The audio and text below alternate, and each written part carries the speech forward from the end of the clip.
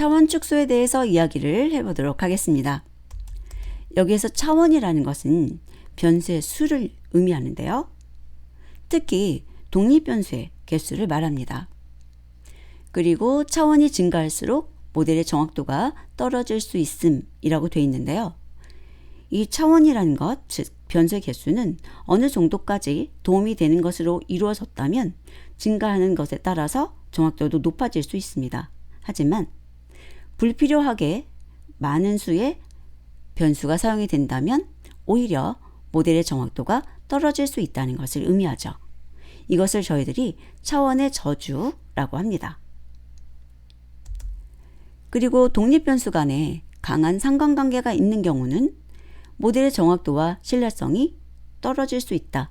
이것은 다중공선성의 문제를 발생시킬 수 있기 때문이죠. 항상은 아니지만 이렇게 강한 상관관계가 있는 변수가 있다면 그것이 다중공선성의 문제를 발생시킬 수 있다는 것이에요. 그리고 이런 다중공선성 문제를 해결하기 위해서 VIF라고 하는 것을 구해서 따져보기도 하죠. 변수의 정보를 최대한 유지하면서 변수의 개수를 줄이는 통계 기법이 필요합니다. 목적은 데이터 분석의 효율성 측면에서 복잡도를 축소하고 과적합을 방지하며 해석력을 확보하는 것이죠. 작은 차원만으로 로버스트한 결과를 도출할 수 있다면 많은 차원을 다루는 것보다 효율적이고 비용도 감소할 수 있을 겁니다. 여기에서 로버스트라고 하는 것은 강직한 다른 것에 영향을 덜 받는 이라는 의미를 가지고 있죠. 그래서 변수의 개수는 적절해야 되고 그 변수들은 종속 변수에 영향을 줄 수 있는 것들로만 구성하는 것이 매우 중요합니다. 그리고 이렇게 상관관계가 있는 변수들은 저희들이 주성분 분석 기법을 이용해서 뭔가 다른 차원을 찾고 변수 개수를 줄이는 그런 동작들을 할 수가 있습니다. 자, 그래서 그것에 대해서는 별도로 다시 학습을 할 예정이고요. 여기에서는 차원의 저주라는 것에 대해서 좀 더 알아보도록 하죠. 차원의 저주라는 것은 데이터의 차원이 증가할수록 데이터를 표현할 수 있는 공간은 기하급수적으로 증가하는 것에 반해서 데이터 수가 변하지 않기 때문에 발생하는 것입니다. 그래서 저희들이 그 범주형 데이터를 수치로 바꿔야 학습이 가능한데 범주의 수가 굉장히 많다면 그것을 원핫 엔코딩 하는 것보다는 레이블 엔코딩을 하기도 하거든요. 자, 그래서 변수라는 것이 무조건 많다고 좋은 것이 아닙니다. 의미 있는 변수가 많아야 되는 거죠. 차원이 증가하면서 개별 차원 내의 학습 데이터 수가 차원의 수보다 적어지면서 성능이 저하되는 현상. 이것이 스파스 데이터라고 하는데 개별 차원 내라는 것은 하나의 변수라고 보시면 돼요. 그래서 하나의 변수 내에 학습할 수 있는 의미 있는 데이터가 차원의 수보다 적어지면서 성능이 나빠지게 되는 거죠. 그래서 항상 행의 수가 열의 수보다 굉장히 많은 것이 좋은 거예요. 샘플의 수가 변수의 수보다 많아야죠. 모델링 과정에서 저장 공간과 처리 시간이 불필요하게 증가돼서 성능이 저하되는 현상을 가져올 수가 있는 것이고요. 표본의 수가 적을 때는 더욱 심화돼서 민감하게 반응하는 특성을 가지고 있습니다. 다중공선성에 대해서 알아보도록 하겠습니다. 다중공선성은 모형의 일부 설명 변수가 다른 설명 변수와 높은 상관관계가 있을 때 발생할 수 있는 것입니다. 여기서 설명 변수라는 것은 독립 변수를 말하게 되고요. 입력에 관한 것이죠. 그리고 상관관계라는 것은 선형성을 의미하고요. 그래서 독립 변수들끼리 높은 선형관계, 선형성을 보일 때 발생을 하는 것이고요. 중대한 다중공선성은 회귀계수의 분산을 증가시켜서 모델을 불안정하고 해석하기 어렵게 만듭니다. 중대한 다중공산성이라는 것은 큰 이라고 보시면 돼요. 높은, 큰.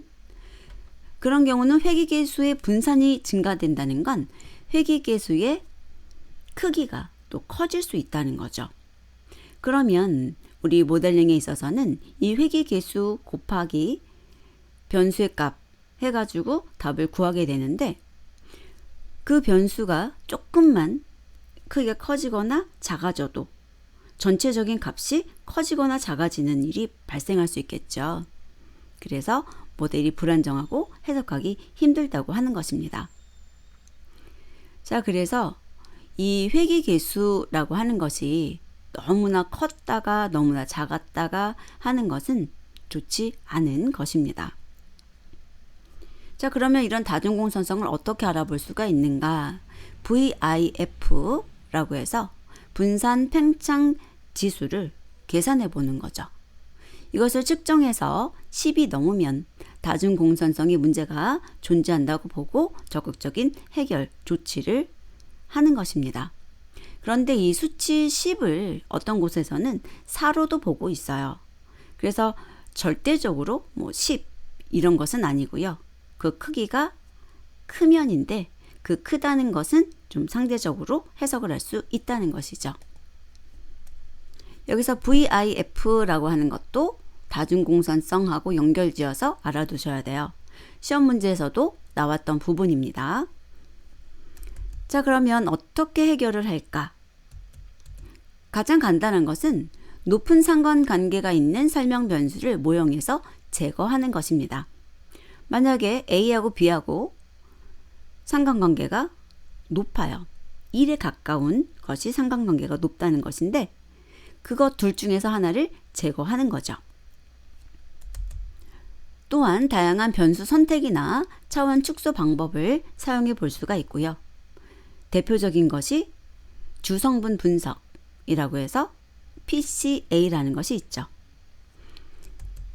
하지만 설명 변수를 제거하게 되면 대부분의 경우 결정계수가 감소하는 특징을 갖고 있습니다. 그런데 그것이 의미 있는 감소인지 아니면 감소되면 안 좋은 것인지 이런 것은 또 따져봐야 되죠.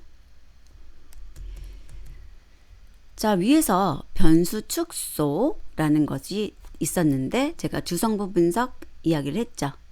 주성분 분석뿐만 아니라 요인 분석이나 다차원 척도법 등의 기법을 사용할 수도 있고요. 변수의 제거에 있어서도 상관관계를 분석하고 높은 상관계수를 갖는 독립변수 중 하나 혹은 일부를 제거하는 것인데요. 여기 보면은 리치, 라쏘, 엘라스틱넷 같은 회귀 분석을 활용해서 과대적합을 해결하는 것과 동시에 다중공산성 문제도 해결할 수 있습니다. 특히 라쏘 같은 경우는 회귀계수를 0으로 만들기도 해요. 그래서 중요하지 않은 변수를 없애기도 합니다. 민 센터링 방법이라고 해서 모든 변수를 각 변수의 평균 값으로 뺀 뒤에 회귀 분석을 하는 방법도 있습니다. 여기에서 미인이라는 것이 평균이죠. 그래서 평균 값을 빼서 그 다음에 회귀 분석에 사용하는 것, 민 센터링이라고 한다까지 기억해 두시기 바랍니다.